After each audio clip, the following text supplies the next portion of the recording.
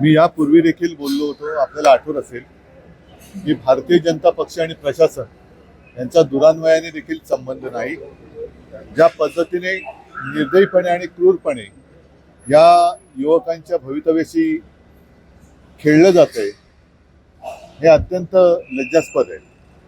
आणि जर का वांगचूक यांच्या प्रकृतीची एवढीच काळजी सरकारला असेल तर यापूर्वीच त्यांच्याशी नीट बोलण्याची आवश्यकता होती.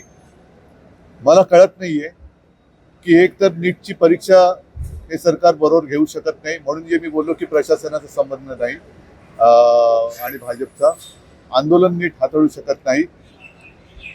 एकूणच धर्मेंद्र प्रधान यांच्यामध्ये असं काय आहे आणि अजून किती बळी घेतल्यानंतर धर्मेंद्र प्रधान यांचा राजीनामा घेतला जाणार आहे हे सरकारने एकदा जाहीर करावं. कारण वांगचूक हे तर स्वतःची प्राणाहुती द्यायला तयार झालेले आहेत. आता मी येताना माझ्या कानावर आलं की मुलं सुद्धा आता उपोषणा बसलेली आहेत. यापूर्वीच नीटच्या परीक्षेच्या पेपर लीकमुळे अनेक विद्यार्थ्यांनी आत्महत्या केलेली आहे. मग एवढ्या आत्महत्या होऊन सुद्धा युवा शक्ती अशी वाया जात असताना धर्मेंद्र प्रधान यांना असं काय सोनं लागलंय की ज्यांच्या चुकांवरती सरकार पांघरुण घालते. असं म्हटलं जात आहे, पोलीस हा दावा करत आहेत की हे कोर्टाच्या आदेशानुसार झालेलं आहे. कोर्टाच्या आदेशाने त्यातला दुसरा एक भाग असा आहे की सोमवारपासून संसदेचं अधिवेशन सुरू होत आहे.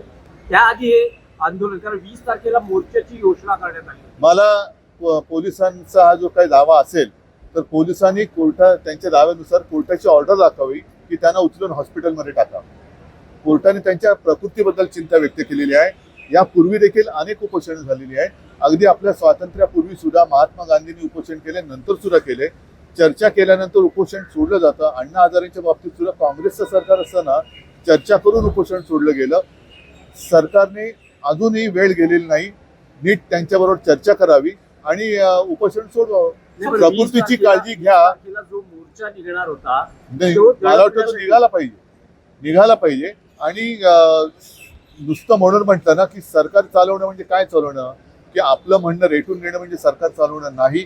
परत एकदा सांगतो की भारतीय जनता पक्ष आणि प्रशासन यांचा दुरान्वयाने देखील संबंध नाही. एक तर जनतेच्या प्राणाची, युवकांच्या प्राणाची यांना किंमत नाहीये. आपलं म्हणणं तेच खरं, याला हुकुमशाही म्हणतात.